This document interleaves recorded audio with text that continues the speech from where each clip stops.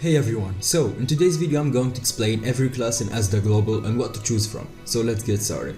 So starting with the warrior, it has three classes. First one is one hand sword, which is the tankiest.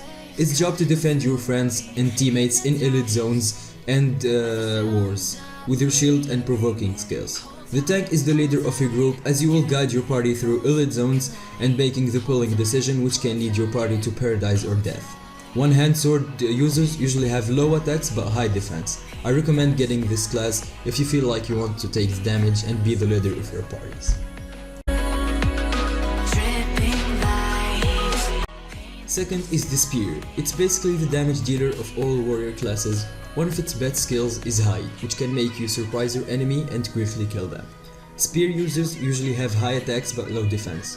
I recommend choosing this class if you want to deal damage in parties and having fun killing people in wars. It's always fun to kill people, honestly.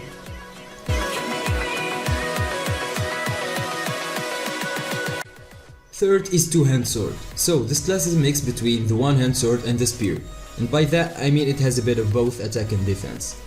Two-hand sword users usually have the same amount of between attack and defense.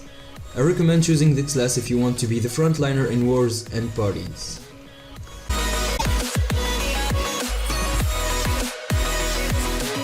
So about the archer, it has two classes. First is the bow, the trapper and the AoE damage dealer. It's probably the best farming class in its whole game. It has an insane mobility and it's pretty effective in parties since it does a lot of AoE damage. I would highly recommend choosing this class if you want to get MVPs in war and farm a lot of gold and be rich. Who doesn't want to be rich, honestly?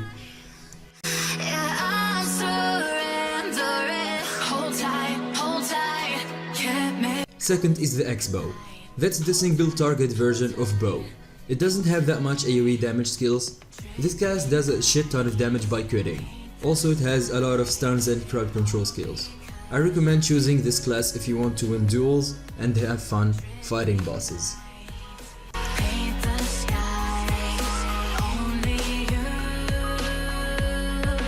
About the mace, it's just fucking crazy, especially the DD mage. This class is absolutely broken. It has a lot of damage and it can win any duel versus any single class in this game.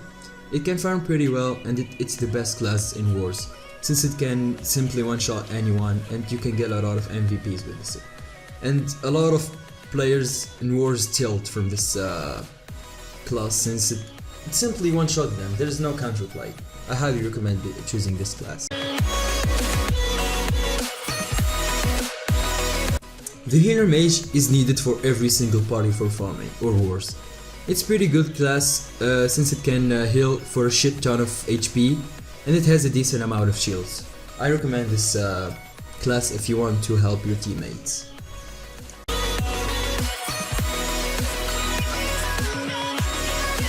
So for the last class is the buffer, aka the support mage. This mage is also needed for every party since it gives a lot of buffs and adds tons of damage to your kit. It also can deal a decent amount of damage and it has a bit of tankiness in it.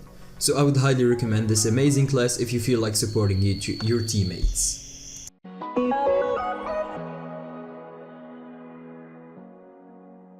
So that's it guys for today's video. I hope you enjoyed it. Have fun at the game and enjoy choosing your class. Goodbye.